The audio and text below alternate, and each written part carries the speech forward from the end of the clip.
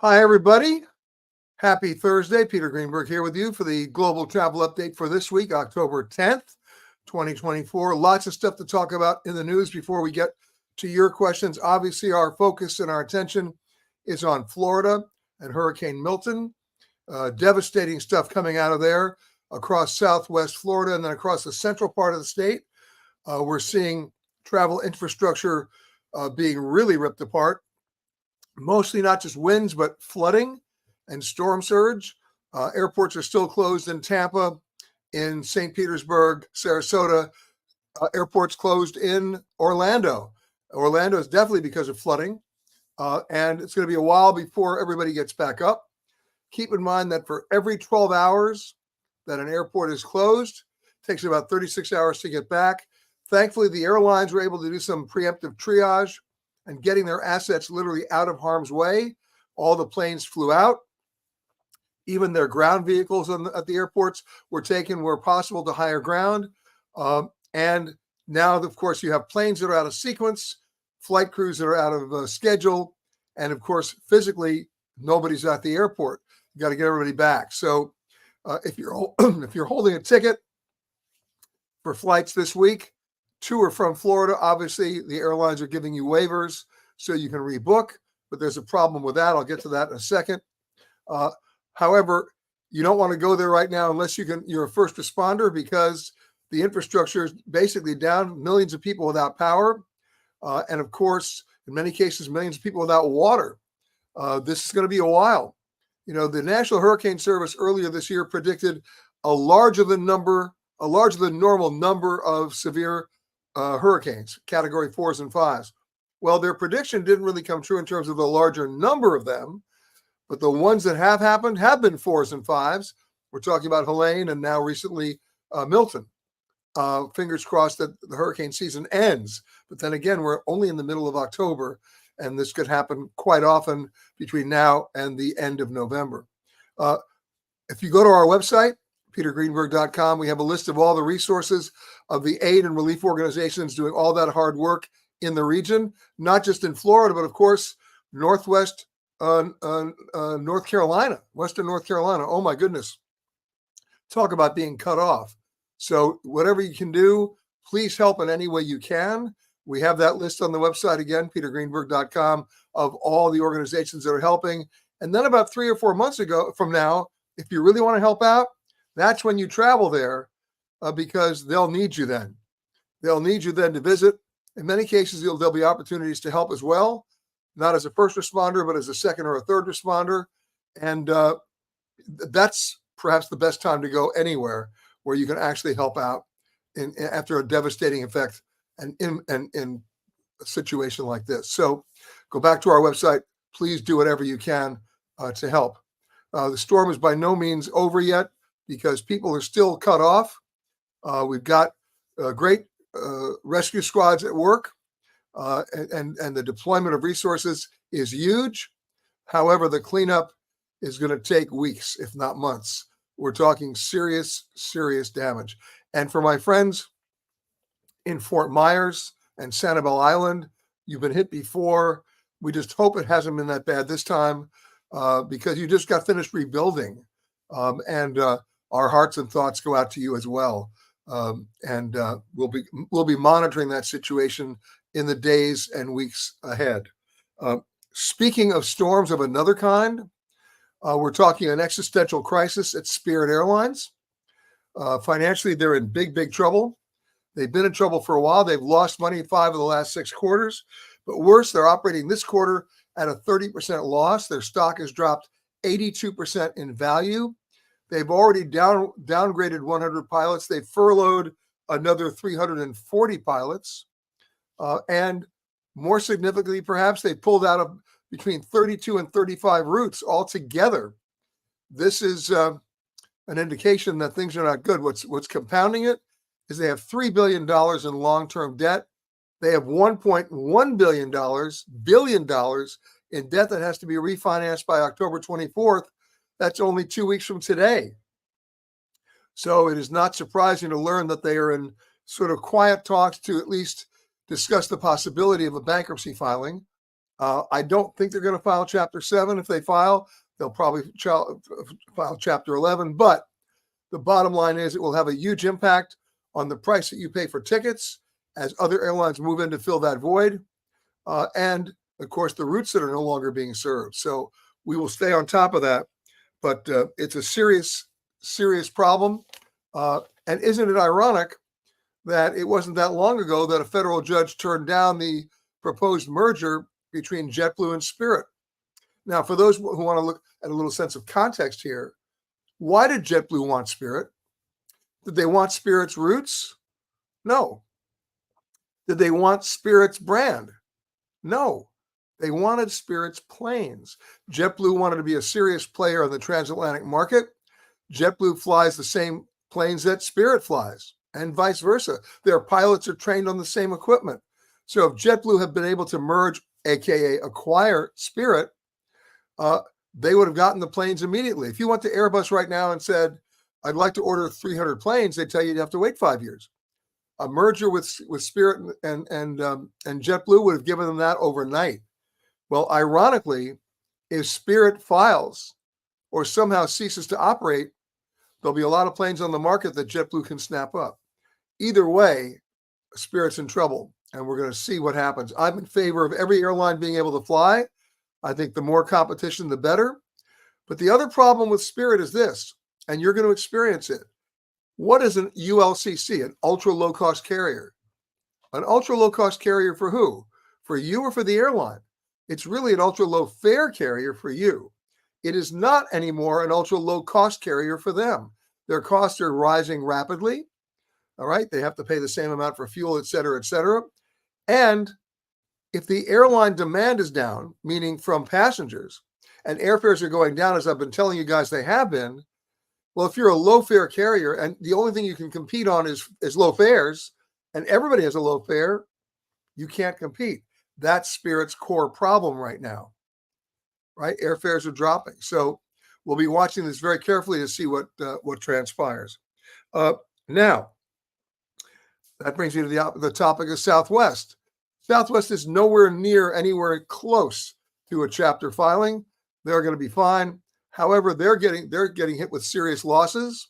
No airline that I know of is going to have a good quarter. Delta even reported a not so exciting quarter, and they were the most profitable. So what's Southwest doing? We talked about this before. They're changing their culture, so to speak. They've gotten rid of open seating. That'll happen next year. They're putting premium seats at the front of the plane, which you'll pay a premium for. And, of course, the unanswered question, or they've attempted to answer it, is, are they going to touch the third rail? Meaning, are they going to go back on their idea that they're not going to charge you for checked bags? So far, Southwest says that's staying intact. And let's face it, Southwest has branded their entire airline around not charging you for checked bags. But they have an investor group that's pressuring them, claiming that they're leaving about $1 billion of revenue on the table by not checking bags. They may have a point, but the point is a lot of people are loyal to Southwest and continue to fly Southwest precisely because of that baggage rule. If they change that, they may lose a lot of passengers. So we'll be watching that space as well. Again, Southwest not anywhere close to a filing that's ridiculous. They're going to be fine, but the culture may be changing in front of our eyes. All right, a couple of shout outs first. You got to say hi to my New York Mets. They won last night.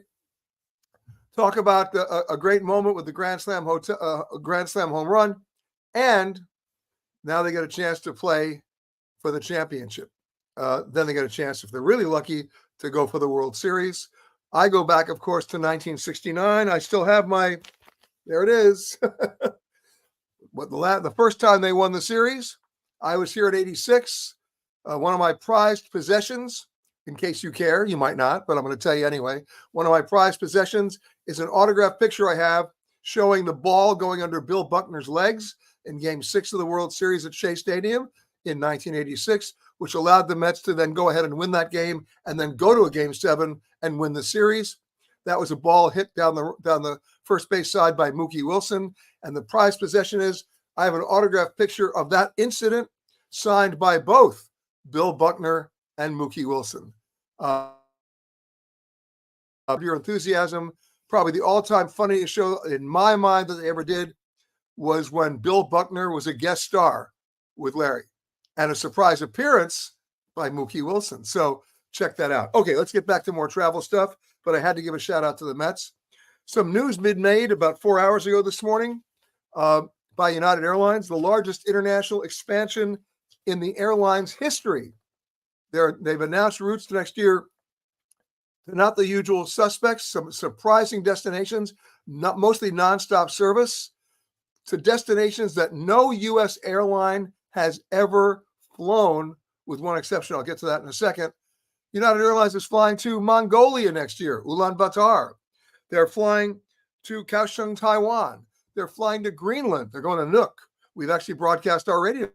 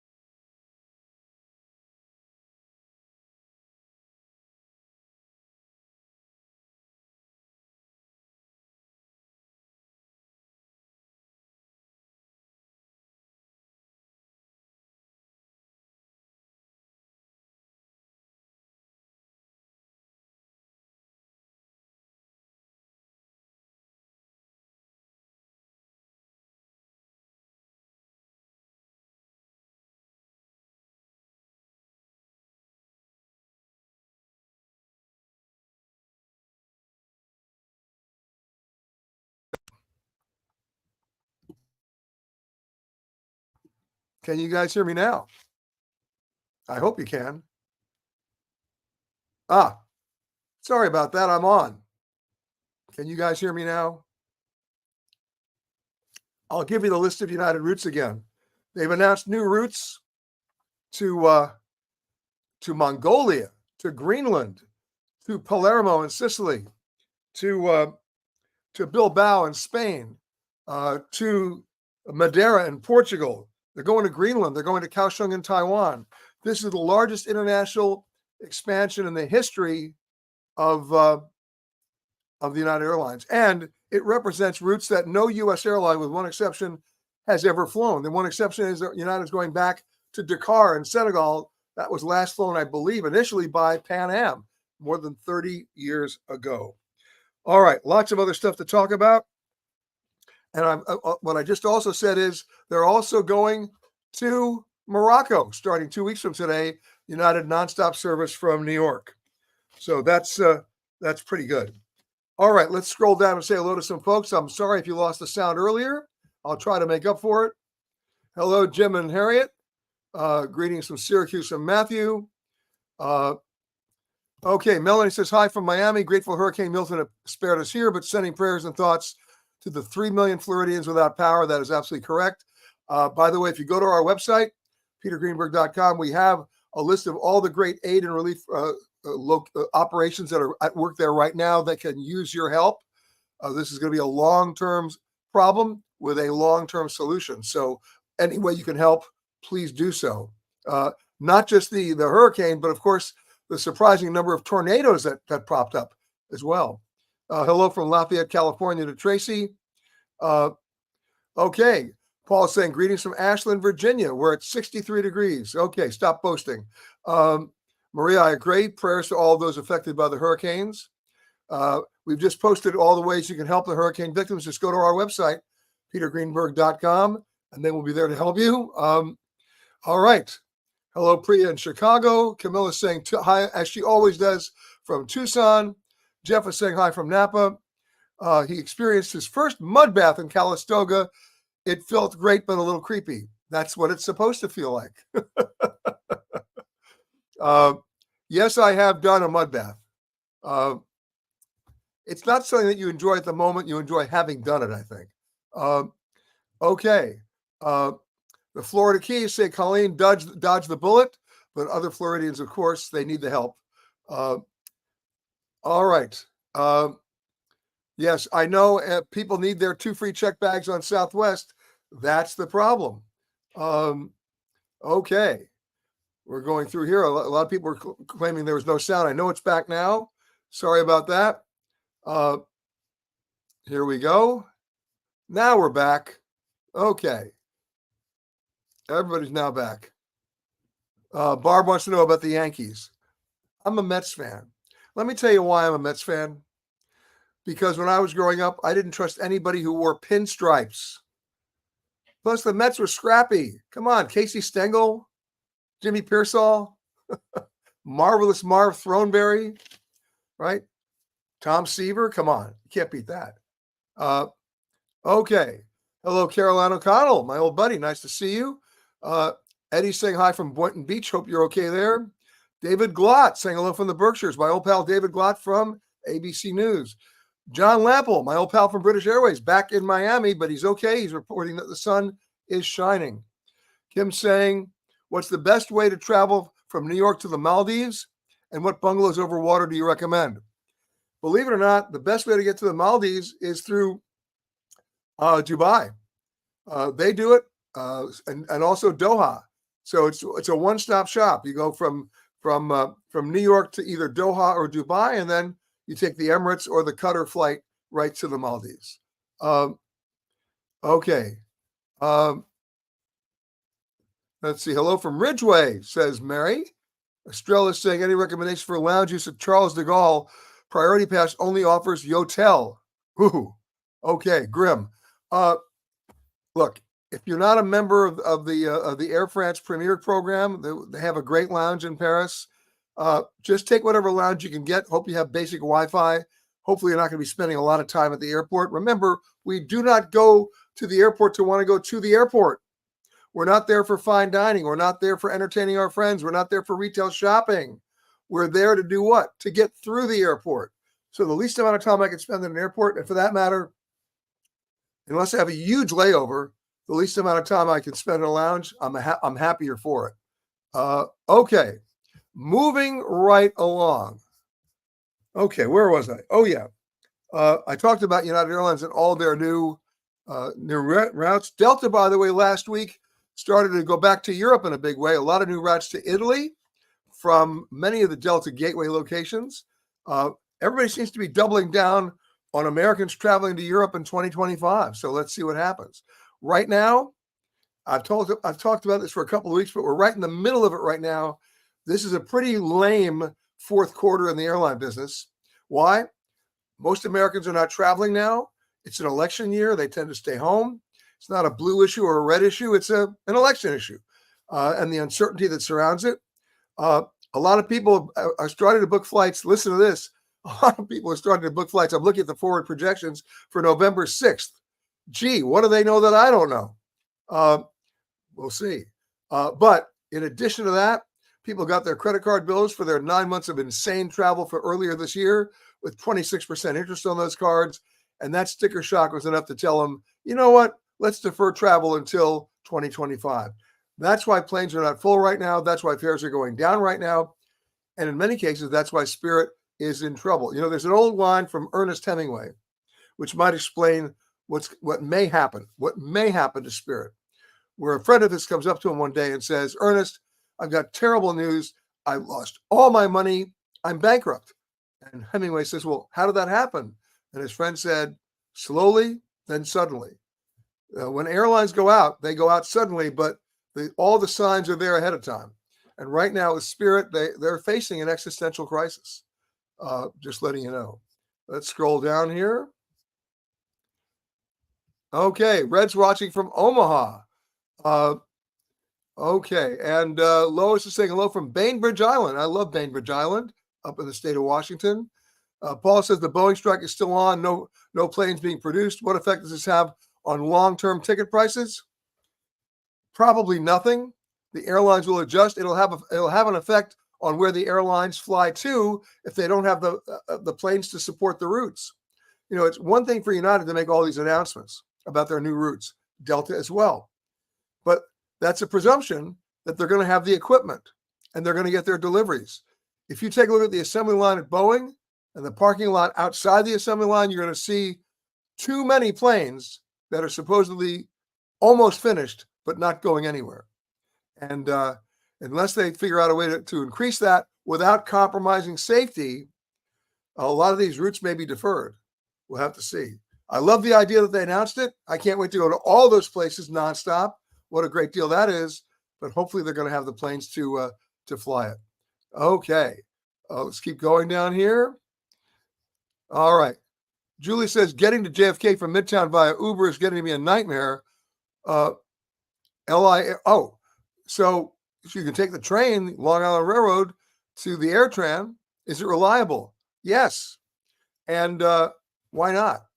If you're not dragging 6 bags at 70 pounds each, do the train to the AirTran, or even do the subway to the Jamaica station and do the AirTran. It's funny right now with airfares dropping, the cab ride or the Uber ride from Midtown Manhattan to JFK is more than your airline ticket. That's bizarre. Okay, here we go. Okay. Colleen says the Navy's Blue Angels are flying by her place on San Francisco's Fleet Week. All right. An F-18 going by your house. I love it. Okay.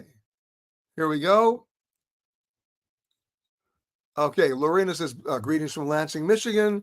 Late to get here. Cleaning computer took longer than expected. You're forgiven. Okay. Paul says, so that Uber announced, where are we now? Hold on a second. Van service from downtown to LaGuardia. Something like $5 or $10 from both downtown railroad stations. Well, the problem with that is it's a nice idea. You have to be very flexible and patient with your time. Are the vans leaving every 5 minutes or every hour on the hour? I'd like to know that answer first. Red says, I got a long layover in New York, arrive in Islip in the morning, depart LaGuardia at night. What to do? Well, how are you getting from Islip to LaGuardia? That's an interesting question. If you don't have a lot of luggage, the easiest way to do it is go to the Ronkonkoma train station, Long Island Railroad. It's about a 5-minute cab ride from Islip, and then take it to Jamaica and another cab to LaGuardia. Easiest way to go. You do not want to get stuck on the Long Island Expressway or the Southern State Parkway. So once you do that, you can figure out what you can do in the Ronkonkoma area, some really great restaurants there, and then go ahead and jump on the train to LaGuardia. Okay. My buddy Eddie May out there in Bayshore and Islip. Nice to see you, Eddie. All right. Mary says, best time to get a ticket from Gatwick to Toronto. That's for December 15th. Well, you throw me a curve there because December 15th is when all the airfares go up, right? That's your bad window between December 15th and January 5th. So the best time to get that ticket would have been 4 months ago. So for every day that you procrastinate, either for Thanksgiving travel or Christmas travel, your airfares, that's the only 2 times for the rest of this year that airfares are going to go up. Your airfares will go up on average of 4%. So keep that in mind, okay? A couple of notes here. Our radio show this week, coming in 2 days, is going to be from the iconic Whitney Museum here in New York City, down by the High Line in the Meatpacking District. One of the 10 great museums that I know of. Goes back to 1930. They've got amazing rotating collections. They have a great exhibit right now on the Alvin Ailey dance group, and of course on Alvin Ailey himself.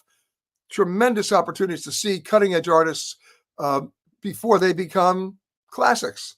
I mean, of course, they have a great Edward Hopper exhibit when they can do it, and he was one of their original guys back in the 30s and 40s. So check it out. Radio show Eye on Travel starting at 10 a.m. Eastern Time this Saturday from the Whitney Museum in New York. And another housekeeping note, our latest show in our Hidden series is coming from Hidden, Louisiana. Here's a little taste. You may think you know this place with its music, food, and legendary festivals. But I'll show you a side of the state you never knew existed. So get ready, uncover an ancient past, and witness a cutting-edge future in a place where the surprises are as vibrant and diverse as its many cultures. I'm Peter Greenberg, and welcome to Hidden Louisiana.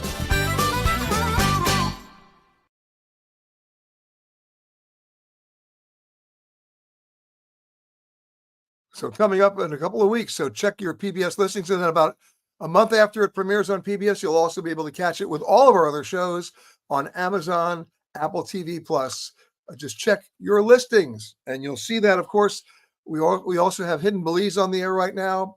Hidden Mississippi is premiering. We have a whole mess of stuff coming up later this year and early next year. Hidden Uganda, Hidden Egypt, and then points east of that. So stay tuned for more information on that. Let's go down and scroll a few more here. Sandra says, will they ever open the Egyptian Museum? And the answer is maybe. Let me tell you what's going on. We've been asking this question of the Egyptian authorities for 3 years. I was in that museum 3 years ago where they were already operating all of their artisanal preservation workshops with all their great workers there restoring all the finds that they're still getting in the desert. The reason why they haven't opened it, two-part. The president of Egypt wants to do it as a major international gala, inviting all the other heads of state. And right now, that wasn't possible because of what was going on in the Middle East. And that's really the reason. I mean, there is no other reason, let's be honest. Until Gaza is resolved peacefully, nothing's going to happen at that museum. It's too bad. It's too bad that that news event can have an effect on just culture and history, but that's the world we live in. So just one more reason to get this resolved peacefully with no more civilian casualties and the return of the hostages. But that's the reason. Now that you asked, now you know. All right. We have an answer on the Uber vans. They run every 30 minutes between 5 a.m. and 11 p.m. Okay, let's see if it works. I'm all in favor of that. Let's see what we have. Michael's saying hello again from Ohio, and everybody else is saying have a great weekend. Well, we're not there close to the weekend yet. Trust me on that. Let's go to some of the questions you've asked earlier in the week. Let's do that right now. Here's one from Linda. I was interested in finding a New York hotel, preferably in the Times Square region, that has no resort fees or other hidden charges. Good luck with that. Do you have any recommendations or a link to anywhere that does? I'm going to tell you where you want to stay. Don't stay in Midtown Manhattan. First of all, you'll be paying a premium price. Stay in Brooklyn or Queens, and it's one subway or two subway stops away. You're only there at that hotel, unless you know something I don't know, to shower and sleep. So why would you pay that premium, right? All right, Nancy says, hi, Peter. Can you tell me the best time to buy air travel for Christmas? Yeah, yesterday. Seriously, you want to stay 54 days out. So when you're within that 54-day window, that's when the prices start. You're already within that, well within that on Thanksgiving. You're close to that for Christmas now. So start looking right now. Okay. From Ben, is JetBlue cracking down on personal items? Can you only have one? Funny you should mention that. JetBlue's cracking down on a lot of things. They're redefining what constitutes an acceptable carry-on bag, number one. And number two, not that you get on the plane to eat food, right? Airline food, let's be honest, is an oxymoron. You don't eat airline food because you're hungry. You eat it because you're bored. But what did JetBlue just announce? It's eliminating all hot meals from coach. So get ready for more Biscoffs and blue chips. All right. Okay. Harry says, my wife and I are taking a cruise with 2 stops in Canada. You want to get a small amount of Canadian dollars so we can tip, or if we can find someplace we can't use our credit cards. I got news for you. Canada is well aware of the US dollar. You don't have to change any currency. Don't do it. You don't need to do it. And if you have an ATM card and you really want to get Canadian currency, go for it. You do not need to do it. No exchange necessary, okay? And pay by credit card as long as you're not being charged a foreign transaction fee, and your credit card provider can certainly disclose that information to you before you ever leave home. Rachel says, I'm visiting London for the first time and have heard the food isn't that great. Any recommendations? If you were going to London for the first time like I did in 1962, you'd be right. It was really bad food. By 1974, it hadn't improved. Guess what? There is great food in London now, cutting edge, of every kind of nationality. Great Indian food, great Chinese food, great Ethiopian food, great French, great Italian, and even occasionally, the roast, which they serve at so many great restaurants in London. So you are not going to be disappointed, and some amazing cutting-edge Japanese places as well. So you will not be disappointed. When I first went there, there was like Wimpy's. Does anybody remember Wimpy's? Oh my God. I don't know who paid off the health club, but they were still operating. I think they've gone now. Okay.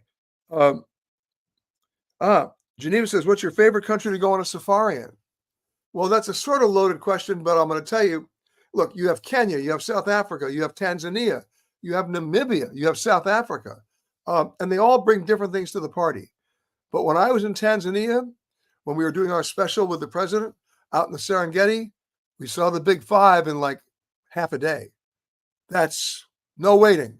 They're all there waiting. But unbelievable safaris in Namibia. If you love elephants, unbelievable safaris in Botswana. So I can't give you a favorite, but I can tell you when I went to Tanzania, it was one-stop shopping. Okay. Elias says, I'm traveling to Mykonos with my friends, and I heard a lot about it, how great the atmosphere over there and how great the nature is. But what I've also heard is how expensive it is. The one thing you haven't told me, Elias, is when are you going? If you're going June, July, and August, you have my sympathies. It's overcrowded, overpriced, and overtaxed. The infrastructure is crumbling because of it. You want to go to Mykonos? Go in September or April and May, and you'll actually enjoy it.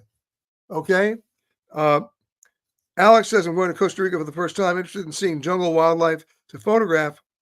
Any specific spots? Well, get a map out and you'll see you have two coasts. And I'm a big fan of Tamarinda. First of all, great beaches, great animals. This is where the leatherneck turtles come to hatch their eggs. It's remarkable. And of course, right outside of San Jose, which most people don't spend time in there, but you've got great coffee plantations within an hour's drive, and that's well worth seeing as well. Okay. Oh, let's go to the photo of the week. I love this one. Okay. Carol says, this is Carol Rabel who took the shot. I departed my Avalon Rhine River cruise for a day trip to the picturesque town of Colmar in France. It is a charming village in northeast France, lined with cobblestone streets, dripping in colorful flowers. Who wrote this brochure? Carol did. Ancient medieval-like buildings, and has an ambience as if time has stopped. They also take good care of their flowers, I see. It's in the Alsace region, which is absolutely stunning because it's where France meets Germany, which means you get great wine, you get great food, and you get great beer too. Anyway, it's got a great story, this town, of course, because of where we're situated in World War II. But nice photograph, Carol, and we're happy to post it. If you think you've got a photo that qualifies as the photo of the week, you know what to do. Just go to photocontest@petergreenberg.com. And if we agree with you, guess what? We will post it right next to Carol's. All right. Now, bottom line, we're going to continue to monitor what's going on in Florida and North Carolina. It's not a pretty picture. It's going to be worse before it gets better. Remember, people didn't even know what the damage was until they woke up this morning, and not many people have gotten back to their homes because so many places have been cut off just by flooding. 3 million people without power. It's going to be a while, but we will be on top of that because we want to be the first to let you know when you can go, not just a vacation, no, when you can go to visit and also help out in a meaningful way because they need all the help they can get. Again, go to our website, petergreenberg.com, for our comprehensive list of all the aid and relief organizations doing all that hard and essential work in those regions and opportunities for you to help. They need it. And it's more than just first responding help. It's second and third times too. So check that out. Be as helpful as you can. Be as generous as you can because this is a time of need. The visuals that you're seeing on TV don't do justice to how really bad it actually is. So I hope you get a chance to do that and do the right thing. We will see you on the radio, of course, on Saturday from the Whitney Museum in New York. Then we're heading to Texas. We'll be shooting one of our television specials in the Texas Hill Country. So we'll see you there next week and hope you have a great rest of the week. Please keep the people of Florida and North Carolina in your hearts and in your minds. Please help wherever you can. And we will see you next week. Anthony, thank you so much for helping out on your end out in Los Angeles. Have a great rest of the week, guys, and be safe.